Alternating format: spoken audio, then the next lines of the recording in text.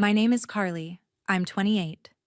And on the night everything exploded, I was standing in the middle of my company's annual celebration, thinking it was the proudest moment of my life.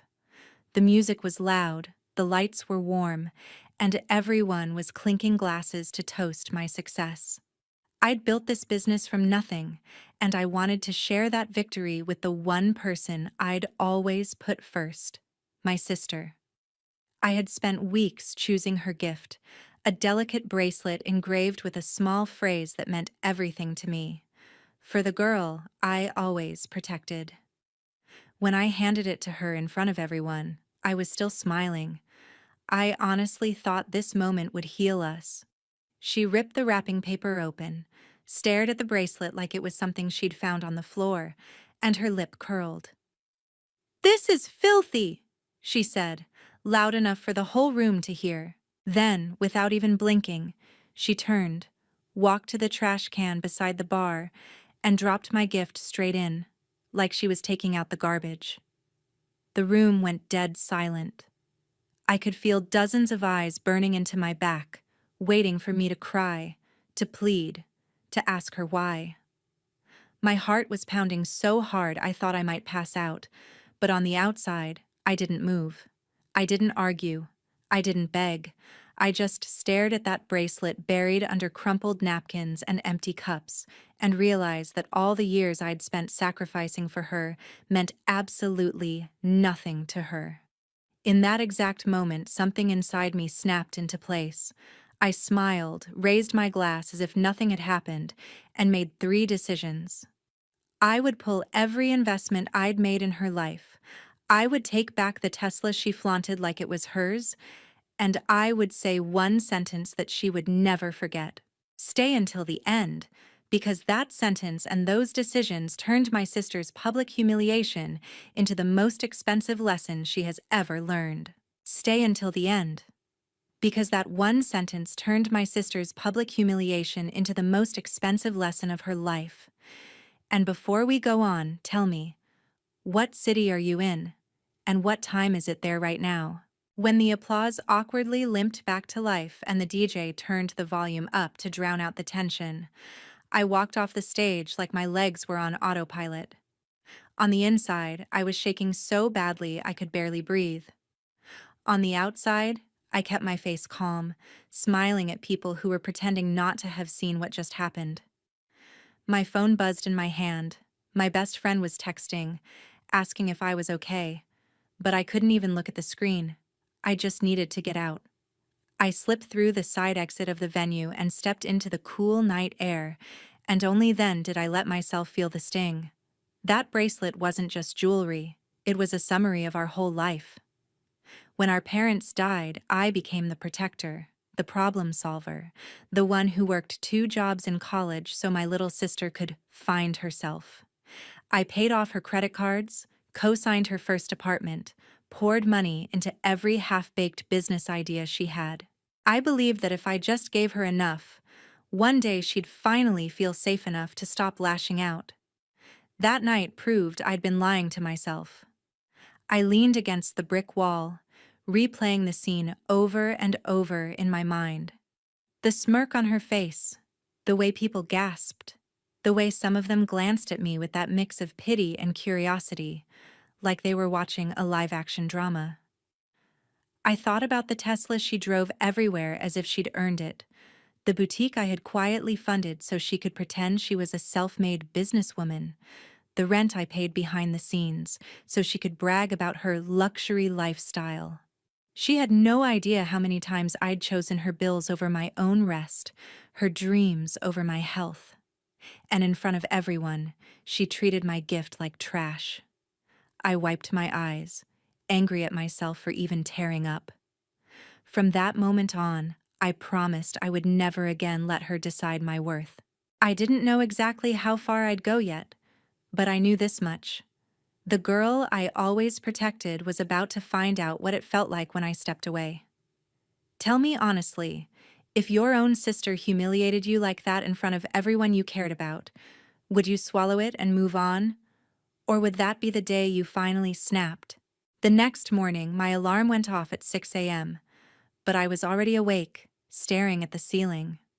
My decision from the night before hadn't disappeared with the hangover haze. If anything, it felt sharper. I opened my laptop, pulled up every document, contract, and transfer that connected me to my sister's life, and for the first time, I looked at it all without the filter of guilt. I saw the loan agreements where I'd never asked her to sign anything because she's family. I saw the business account statements where my money kept her boutique afloat. I saw the car payments in my name for the Tesla she used as a prop in her social media posts. It hit me that I hadn't been a sister. I'd been a walking, breathing safety net. So I called my lawyer and my accountant. My voice didn't even tremble. I want to end every financial tie between me and my sister, I said, cleanly, legally, and fast. By the afternoon, the paperwork was in motion. I had the Tesla transferred back solely into my name and scheduled a pickup. I restructured the boutique funding so that my investment would be pulled out in stages unless she covered it herself. The guilt tried to creep in, whispering that I was being cruel, that I was abandoning her. But another voice, stronger, clearer, answered back. She abandoned you when she dropped that bracelet in the trash. That evening, I drove to her place. The Tesla was parked out front, shining like it was mocking me. I rang the doorbell and waited. When she opened the door, she looked annoyed, like I was an inconvenience. "What? You're still mad about last night?" she scoffed. I didn't waste time arguing. I held out my hand. "Keys," I said. She laughed like it was a joke. "You're not serious." "I am," I replied. "The car is in my name. The payments are in my name. The investments in your boutique are in my name. And after last night, that ends today." She stared at me, eyes wide with shock. "You're overreacting," she snapped. "It was just a bracelet." I stepped closer, keeping my voice low but firm. "No, it wasn't just a bracelet. It was every night I stayed up working so you could sleep. Every bill I paid while you posted selfies in that car. Every time I let you disrespect me because I was scared of losing you. And you literally threw it in the trash." For once, she didn't have a quick comeback. I could see anger and panic warring on her face. I held out my hand again. "Keys. Now." She slapped the keys into my palms so hard they stung. I turned to walk away, but before I reached the door, I paused. This was the moment from the hook, the one sentence that would mark the start of her reality check. I looked back over my shoulder and said, "From today on, you pay for your own mess." Then I left, got into the Tesla, and drove off without looking back. Be honest, if someone you loved kept burning you over and over, would you keep funding their fire, or would you finally let them feel the heat on their own? Pulling the money and taking the car were the easy parts. Living with the aftermath was harder. Over the next few weeks, my phone became a quiet battlefield. First, there were the angry texts from her. "You're heartless. You ruined my plans. You embarrassed me." All the classic lines from someone who wasn't used to hearing the word no. I didn't respond. Then, the messages shifted. Screenshots started coming in from mutual friends. Her boutique's shelves looked emptier. Her carefully curated boss girl image on social media began to crack as people noticed fewer new outfits, fewer expensive dinners, fewer luxury posts. She still tried to fake it, but the illusion was thinning. One afternoon, a video went viral in our small circle, the Tesla being towed away from in front of her shop. Her neighbors stood outside watching as she argued with the tow truck driver, yelling that this was a misunderstanding. But there was my name in the paperwork, clear as day. The comments were merciless. Wasn't that her sister's car anyway? Didn't she brag she bought it with her own money? The reputation she'd built on my sacrifices started to crumble, and I'd be lying if I said there wasn't a dark, satisfying part of me that thought, "Good. Finally." But satisfaction didn't erase the knot in my chest. At night, I lay awake replaying our childhood. how I used to walk her home from school, shield her from bullies, share my half of everything. I went to therapy for myself, needing someone neutral to untangle the mess in my head. My therapist looked at me one day and said, "You've confused enabling with love for a long time. Love doesn't mean paying for someone else's refusal to grow." Her words lodged in my brain. Around that time, my sister sent me a long, shaky voice note. Her tone was different, less venom, more desperation. She said business was slow, rent was due, suppliers were backing out. "I know I messed up," she whispered. I'm just, I'm drowning. I don't know what to do without you." I didn't answer right away. Instead, I let a few days pass while I watched from a distance. Her posts got shorter. The flashy friends who used to tag along slowly disappeared from her feed. That's when I realized the revenge wasn't me destroying her. It was simply me stepping back and letting reality catch up. Still, my heart wasn't made of stone. I started drafting a message, deleting and rewriting it 10 times, trying to find the balance between compassion and self-respect. How do you tell someone you still love them but you refuse to save them from themselves anymore? If you were in my place, watching the person who hurt you finally face consequences, would you reach out with a lifeline?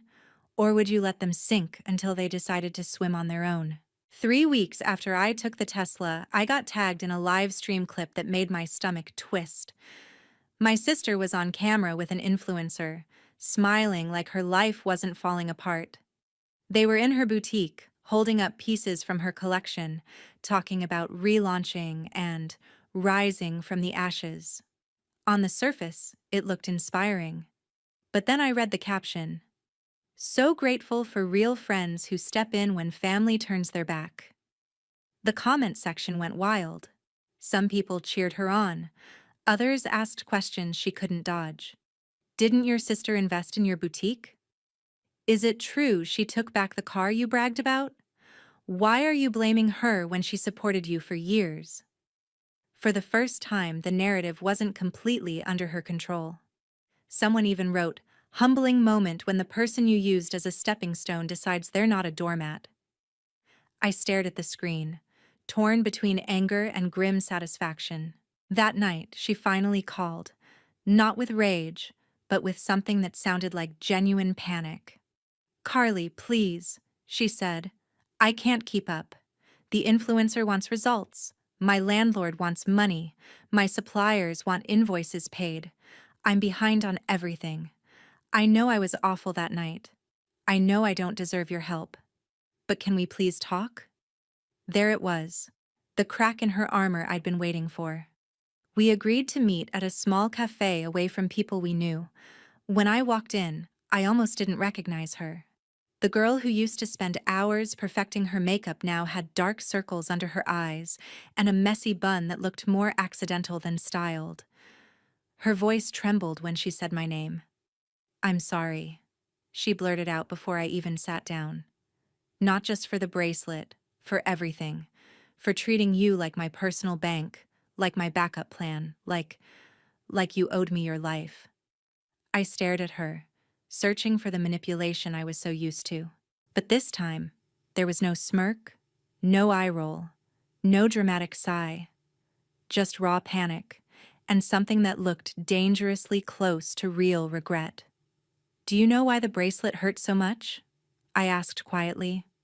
"Because it was the first time I admitted to myself that I'd been protecting you more than I'd been protecting me. And you threw that truth away in front of everyone." She swallowed hard. "I grew up thinking you were indestructible," she said. "You never cried. You always fixed everything. I thought, I thought you didn't need me, that no matter what I did, you'd always forgive me and cover for me. I was jealous that everyone respected you and treated me like the messy little sister. So I doubled down on being the fun one, the dramatic one. That night, I wanted attention. I didn't realize I was burning the only bridge I had left." Hearing her admit that stung in a different way. It wasn't an excuse, but it was finally an explanation. I told her plainly, I'm not coming back into your life the way I was before. I won't pay your bills. I won't be your investor. If I help you at all, it'll be in ways that force you to stand on your own feet. She nodded quickly, almost too quickly. I'll do anything. I've started therapy. I've cut off some toxic friends. I even sold some of my designer stuff to cover last month's rent. She gave a bitter laugh. Turns out handbags don't pay electric bills. I couldn't help but smile at that. We spent the next hour talking like adults, outlining what real accountability would look like: budgets, part-time work outside her boutique, downsizing her lifestyle, being honest about her situation instead of faking it for strangers online. As we left, she hugged me tighter than she had in years. "Thank you," she whispered, "not for the money, for not giving up on me completely." I walked away with a knot in my chest, torn between hope and caution. Tell me, if the person who shattered your trust finally broke down and owned their mistakes in front of you, would you open your heart again? Or would you keep it locked, just in case? Change is loud on social media, but in real life, it's painfully slow and quiet. Over the next couple of months, I watched my sister's life shrink. And for once, it wasn't because I was cushioning the blow. She moved out of her fancy apartment into a much smaller place. She got a part-time job at a local cafe while still trying to keep her boutique alive on reduced inventory. Her posts online changed too: less filters, fewer designer brands, more candid shots of her actually working, sweating, admitting she was rebuilding from the ground up. Some people unfollowed. Others respected the honesty. Meanwhile, my own life expanded. I took on a leadership role in a new project, spent more time with friends who genuinely supported me, and used the money I'd once poured into her to invest in my own growth. I went on a solo trip for the first time in years and sat on a beach with no notifications from bill collectors or crisis calls dragging me back. It felt strange and almost selfish, not being in constant emergency mode for someone else. But my therapist kept reminding me, you're allowed to feel safe in a life you built. Still, even with the distance, my sister and I weren't strangers. We texted occasionally, short check-ins that slowly became more meaningful. Sometimes she sent me screenshots from her therapy journal, little breakthroughs about her fear of abandonment, her resentment toward our parents for relying on me so much, her guilt for taking advantage of my strength. Other times she admitted she was tempted to post something dramatic for attention and consciously chose not to. One afternoon, she called me crying because she'd been offered a shady, quick cash deal with a sponsor that wanted her to lie about a product. Old me would have said yes in a heartbeat, she said, but I kept thinking, if I'm serious about changing, I can't keep faking everything.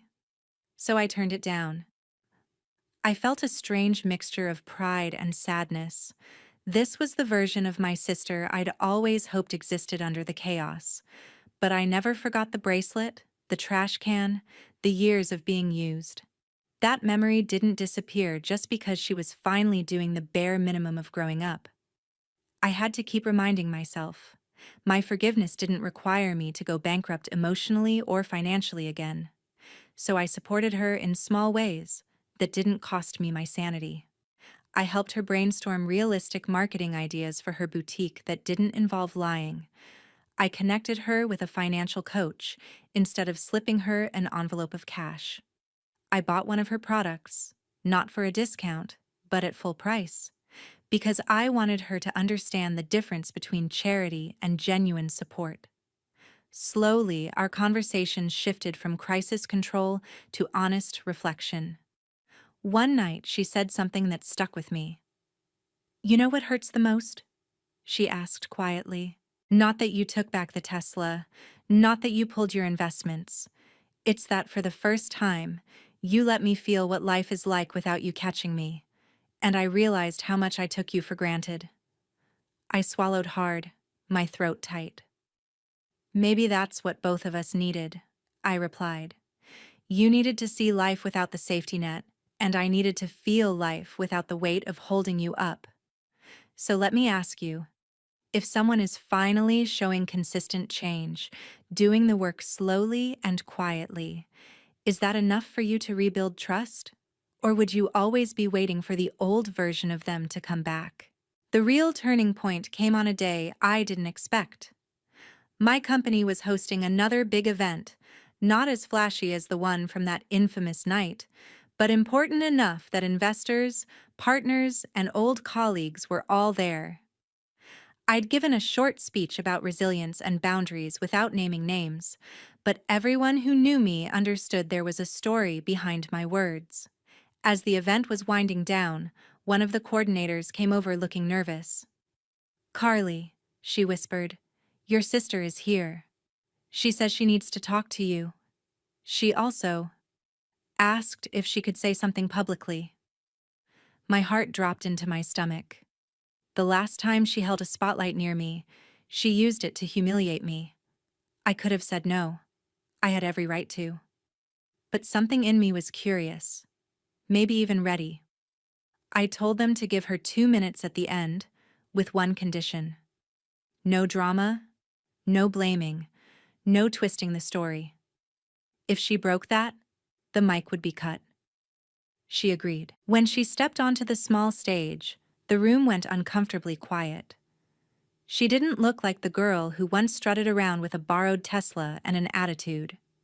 She looked smaller, soberer, more real. She held the mic with shaky hands and took a deep breath. "Some of you know me as Carly's sister," she began.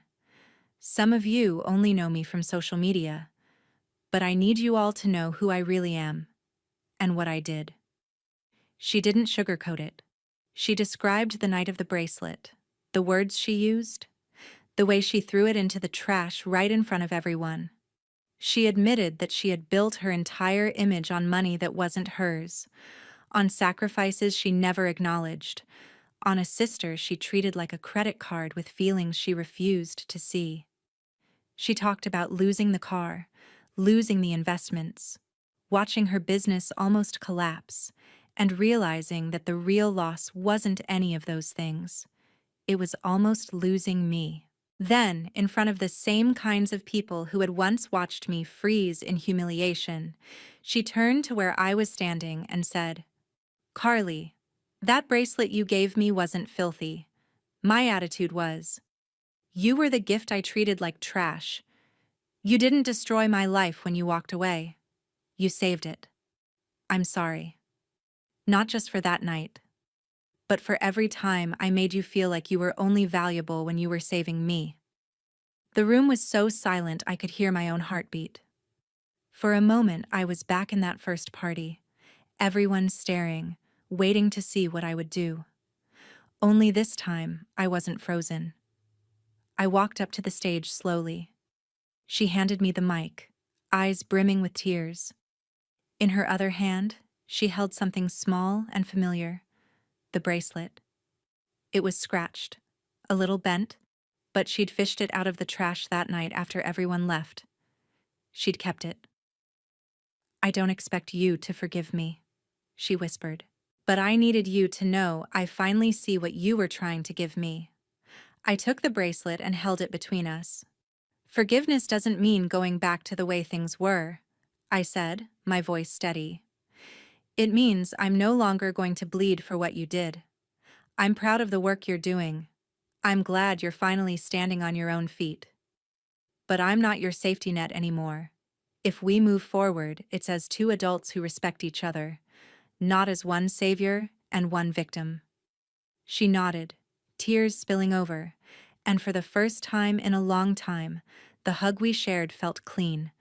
Not bought, not owed, not manipulated. Just real. Later that night, as I sat alone, I looked at the bracelet resting in my palm and thought about everything that had happened. The humiliation, the revenge, the boundaries, the growth. People think revenge is about destroying the other person, but the most powerful revenge I ever got was simply this. I stopped letting someone use my love as a weapon against me. I reclaimed my life, and somehow, in the wreckage, she found hers too. Now I want to ask you, the one still listening to my story, if you were in my shoes, would you let your sister all the way back into your heart after everything? Or would you keep loving her from a distance, protecting your peace above all else?